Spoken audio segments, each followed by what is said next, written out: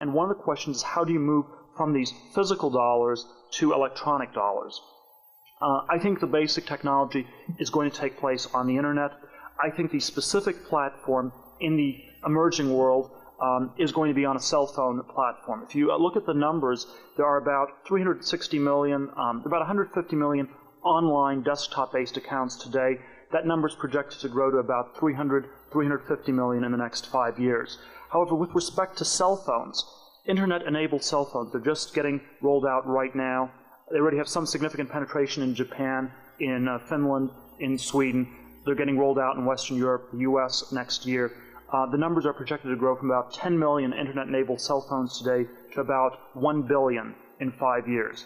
In 5 years from now, everybody who is a member of the middle class in the emerging world and in the developed world will have an internet-enabled cell phone. And this sort of a cell, in China, the number is projected to go to something like 300 million cell phones, most of which will be internet-enabled. These people will have access to their bank accounts, and it will be very easy for them to move money into an account in a safe jurisdiction where the banks are not politically controlled, and they will basically be able to completely dollarize the economy. There will be no need to have any rubles or renminbi, and it will be non-traceable. No matter how illegal the Chinese Communist government says it is to hold US dollars, you will have a password on your cell phone, and the only way to stop this process would be literally to shut down the telecommunications network. And that's the kind of choice governments like China, India, some of these other countries are going to face. They will either have to shut down the telecommunications network and make it illegal for you to own a cell phone, or they will have to basically give up the kind of monetary sovereignty they've had and the enormous power that they've been able to wield as a result of this kind of sovereignty over the last many, many years. And I think this process is already full-fledged. The dollarization worldwide is going to be accelerated enormously by the technology. Now, the second theme is a little bit more speculative, and that is that getting rid of money altogether, going from digital dollars, from any kind of government-backed currency to purely private currencies. And what a private currency, or what private money, I think, fundamentally means is that there is no medium of exchange. You exchange value for value rather than exchanging value for something the government says has value for value. And whenever you have this intermediate step of the government saying something has value, that's where you have the subterfuge, the sort of legerdemain come in, the game of musical chairs where every now and then a chair gets pulled out and it turns out that you're the one holding a dollar bill that's all of a sudden become worth a little bit less. And the kind of exchange of value for value, the classic model would have been some sort of a barter model. That obviously has enormous transaction costs associated with it. These transaction costs go down in a digital age. And the kind of model that I think is the most likely to take place is one where you have other kinds of financial instruments that are very, very liquid. The one I would cite in the US would be something like an index on the S&P 500. Or some sort of generalized stock market index, where instead of having currency as being the place where you have value, it is in real property, real companies, things that actually have real value. And so that you might conduct business by trading not dollars, but trading little slivers of the S&P 500, or of particularly large stocks like Microsoft or something like that. My guess is that it might be the whole stock market as a whole, and that as you trade these things, that's where you have the kind that becomes in effect a de facto currency. Now, this is still pretty far-fetched, but it is not quite as far-fetched as you might think. And just as we've had people in Russia replace rubles with dollars, we have had people in the US replace dollars with equity. And over the last 20 years, one of the very big sort of financial debates that takes place is whether the U.S. equity market is wildly overvalued, or whether it's at a fair value or undervalued or anything like that. And one of the things people often talk about in making judgments about whether the equity market is overvalued is something called the risk premium on stocks. What is the expected return on equity over government bonds? And for much of the 20th century, the risk premium has been enormous. It's been something like 7–8% in the 1930s, 1940s, and even a decade ago it was still 4–5%. You were expected to earn 4 or 5% more on equity than on bonds, and that's why they were priced. Today, the risk premium on equity has gone down to about 2%. And so people are saying they're not much more risky than government bonds. Now, if we really carry this digital argument to its conclusion, there will come a day at which the risk premium might be zero. If you actually look at the volatility in price, it's about the same. There's a strong theoretical reason for suggesting the risk premium should be zero, and maybe it should even be negative. Maybe at the end of the day, companies like Microsoft and McDonald's and Intel and the whole conglomeration of companies has more intrinsic value than any given government, even the U.S. government. So that so if you believe that that sort of trend is going to take place, we are already starting to see this kind of displacement. And again, it's always a question of whether you want to impute this particular explanation to it. But I think it is one interpretation of what's been happening with the equity markets is that they're basically starting to function as currency. And of course, this is the way people talk about stocks all the time, is that it's driven by liquidity, it's driven by people putting money into stocks, all of these things, because that's where people perceive the true value to really reside. There are some, questions in terms of what can go wrong with the scenario. And sort of I agree with Richard on an awful lot of things. One place where I will disagree is not a big fundamental disagreement, but it's a disagreement on emphasis. I don't think the big fights on this are going to be fought in Washington, D.C. I think that, actually it's for all the reasons Richard cited. The people in D.C. are completely backwards. They don't understand any of the technology, and even to the extent they can, it can't be stopped. You cannot stop things on the level of Washington, D.C. in terms of shutting down these encryption protocols, things like that. Really successful in terms of watching where the growth is in the world and identifying the companies that are, solving important problems. What excites you right now? What can you look at in the world today that you feel like, wow, that is a good idea, or that is really where the growth story is? I'm always nervous about being excited about things, because that always feels too irrationally exuberant and too emotional. And like 1999. Yeah, so I went through 99, so a lot of people were very excited, and that was dangerous. But if you ask what are the things where there's, what's very charismatic and that people are not paying enough attention to, I think there are these pockets in biotech that I find like that. The one other one that I've been looking at a lot more have been the cryptocurrencies. And while I'm skeptical of most of them, I do think people are a little bit maybe underestimating Bitcoin specifically, because it's like a reserve form of money. It's like gold, and it's just a store of value. You don't actually need to use it to make payments. And it's been, there's about $70 billion worth of Bitcoin in the world. There's $9 trillion worth of gold, and if Bitcoin ends up being the cyber equivalent of gold, it has a great potential left. So it's a very different kind of thing from what people in Silicon Valley normally focus on. Companies, not algorithms or protocols. But this may be one exception that's very underestimated. Well, people question it, and I know there's been so much debate about Bitcoin, but they question it because what is it based on? I mean, you see that the dollar is based on, the trust of the Treasury, the trust of the U.S. government. What is Bitcoin based on? Well, the argument it's based on the security of the math, which tells you that it can never be diluted by a government. It can't be hacked. And it's a form of money that's absolutely that's secure in an absolute way.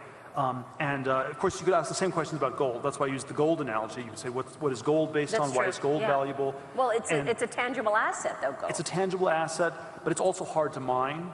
So if it was easy to mine gold, then it wouldn't be that valuable, because we would just have way more gold. So Bitcoin is also, it's mineable like gold. It's hard to mine. It's actually harder to mine than gold. And so in that sense, it's more constrained.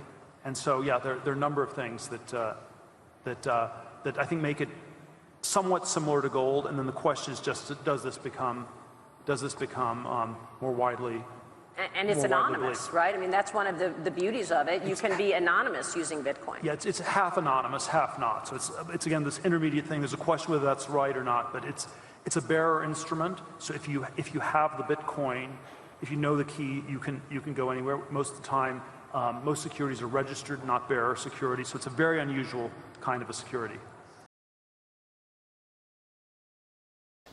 When we spoke last in Saudi Arabia, actually, we talked a bit about Bitcoin, and you were supportive of Bitcoin. You actually said to me that you're skeptical of a lot of cryptocurrencies, but you think Bitcoin was being misunderstood, and you think that there was a big opportunity. You have since bought a lot of Bitcoin. Where does the position stand right now? And tell us what you see happening in terms of Bitcoin. Well, I bought it well before, before we met in Saudi Arabia, and so I'm not exactly sure whether I would encourage people to run out right now and buy these cryptocurrencies, but the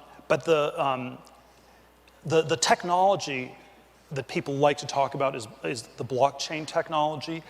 I'm somewhat skeptical about how well that translates into good investments, but the one use case of cryptocurrency, of a store of value, may actually have quite a bit of a ways to go, and so I would be sort of long Bitcoin and neutral to skeptical of just about everything else at this point, with a few possible exceptions, and the question about something like Bitcoin is whether it can become a new store of value.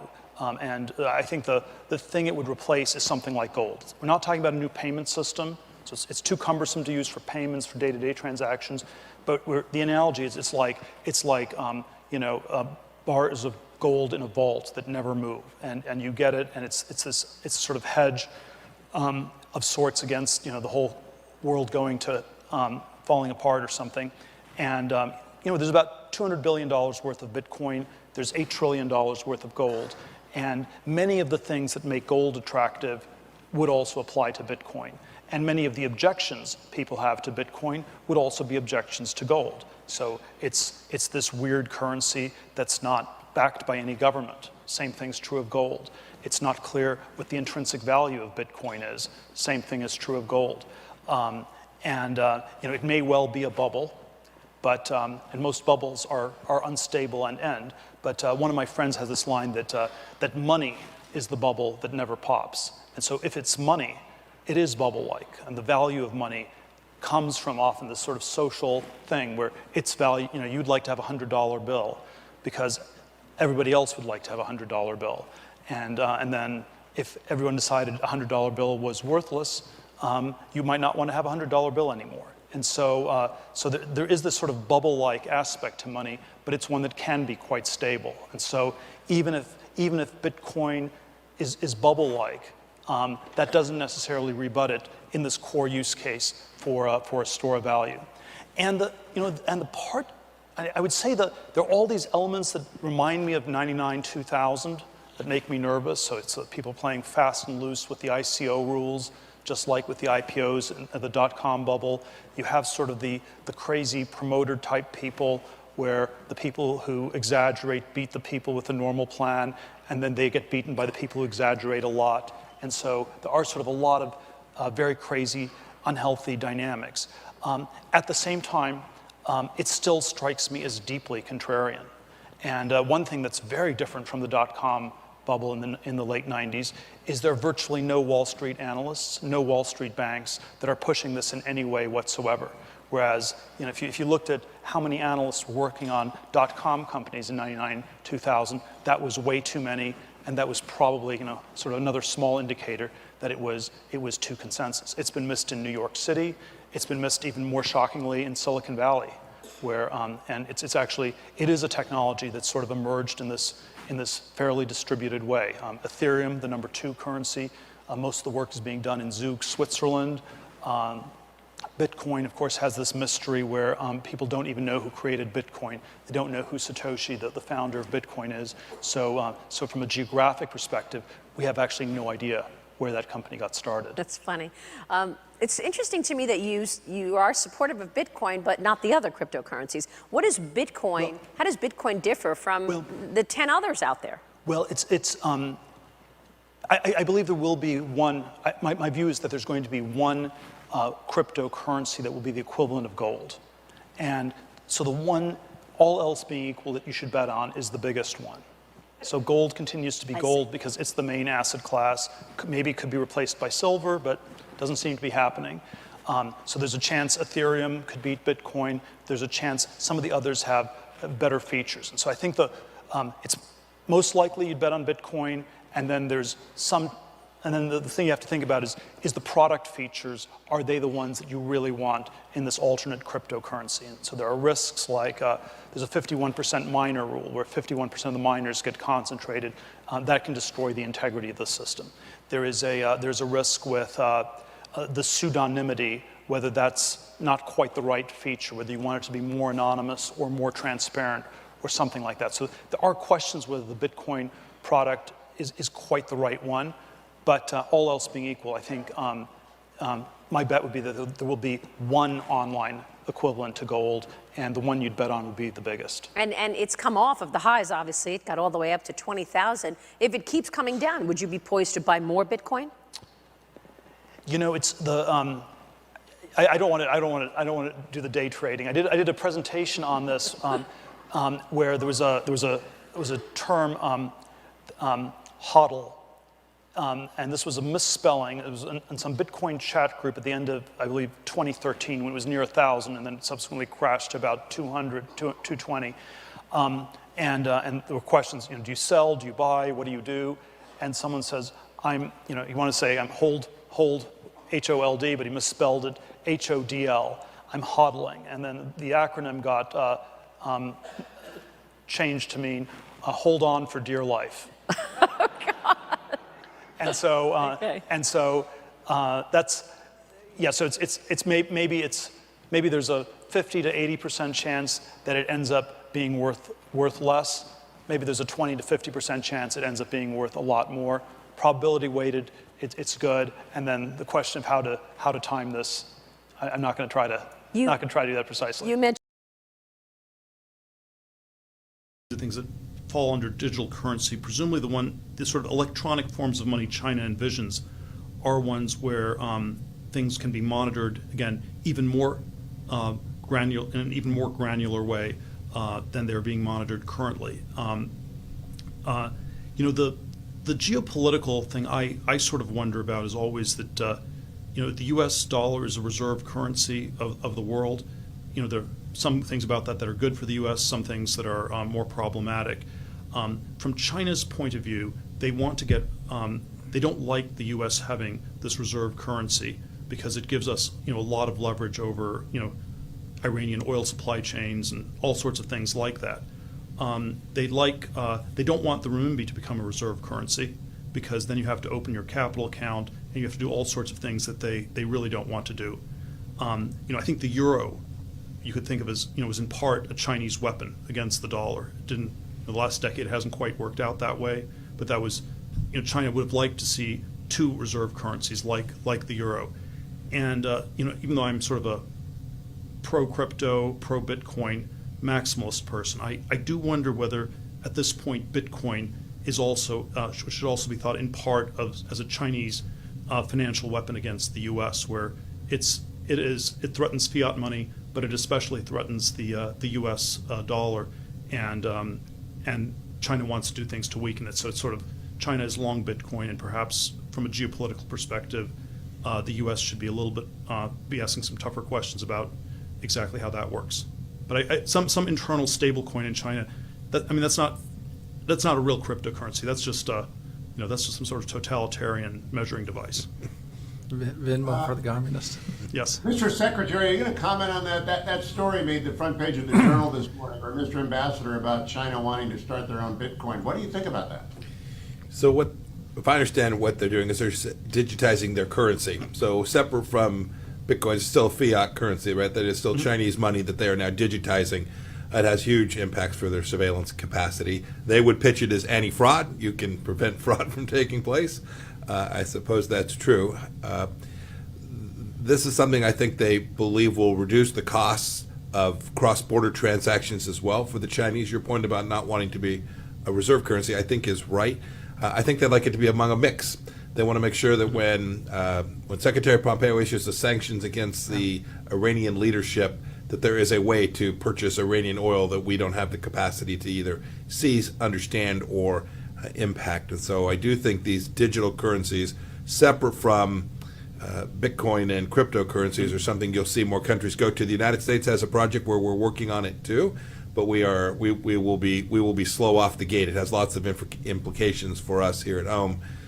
And my guess is that we will not be the leader in this forefront, where an authoritarian regime like China sees nearly all upside from having the capacity to issue currency or take away currency from people who act in ways that are inconsistent with Xi Jinping thought. No, absolutely. You think of one of the things that gives folks freedom is the ability to walk in with a $100 bill or some type of currency and buy something without it being tracked. But the Chinese will be able to track every single purchase that everyone makes. Now, we've freely given up that privacy in many ways with Amazon, so there's a record of everything that we purchase these days, it seems like, especially during COVID. But by taking away hard currency that can be used to purchase things, it will give the Chinese Communist Party an enormous measure of control over the Chinese people, which and every time they have an opportunity for more control, they'll take it. And as Peter pointed out and the Secretary pointed out, this is another big step along with facial recognition to have a total.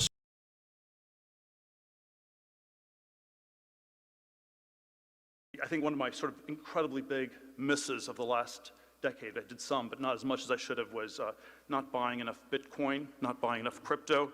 And at $60,000 a Bitcoin, I'm still not sure that one should aggressively buy it. But surely what it is telling us is that we are at a crisis moment for the Fed. It is a canary in the coal mine. It is the crypto market is the pure money market, and it is telling us that the epistemically closed bubble around fiat money in the U.S. is heading towards some crisis point. The Wizard of Oz is always this metaphor on Fed, on central banking, and I've sort of thought that maybe we're close to a Toto moment in the Fed, where the little dog is pulling the curtain aside from the Holy of Holies, and you realize that there's nobody there, nothing's really going on, and we've had sort of these preliminary questions about the nature of the stock trading and things like this, and without going into the details of that, it's when you start asking these questions, the institution is in trouble. That it is so over its limb, so out on a limb, and so much at a point where something is going to break. And again, the problem, whether it's on Fed, Afghanistan, COVID, is that we have these machines for generating consensus, uniformity, and not asking dissident questions, even though they're super urgent. And as far as I can tell, the hour is late for all of these institutions, and it's more urgent than ever that we find a way to have some of these dissident voices get heard in all these different contexts.